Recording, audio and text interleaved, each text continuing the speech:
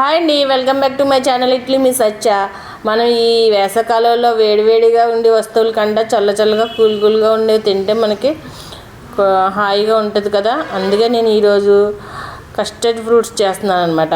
అందుకు apple, banana, దానిమ్మ and కమల అండ్ కివి అండ్ ద్రాక్ష పళ్ళు ఇవన్నీ తీసుకున్నాను అనమాట.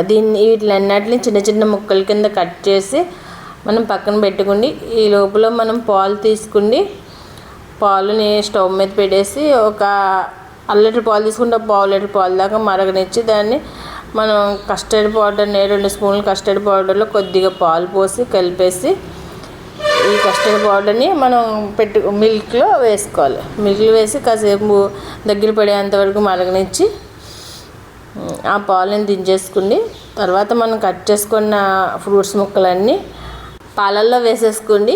ఈ పాలని కాసేపు ఫ్రిడ్జ్లో పెట్టుకోవాలన్నమాట. పెట్టుకుంటే ఇవన్నీ చల్లగా అవుతుంది కదా, దగ్గర పడుతుంది అనమాట, గట్టిగా అవుతుంది. కస్టర్డ్ ఫ్రూట్ చల్ల రెడీ అయిపోతుంది. పిల్లలు వచ్చేసరికి వాటికి ఇవి బయటకు తీసి దాన్ని బౌల్లో వేసేస్తే వాళ్ళు చక్కగా తింటారు.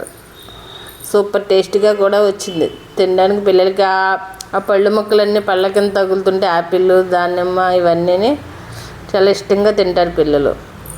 Thank you for watching. Like చేయండి, షేర్ చేయండి, సబ్స్క్రైబ్ చేయండి. నా వీడియోలు అందరూ లైక్ చేసే వాళ్ళందరికీ థ్యాంక్ యూ.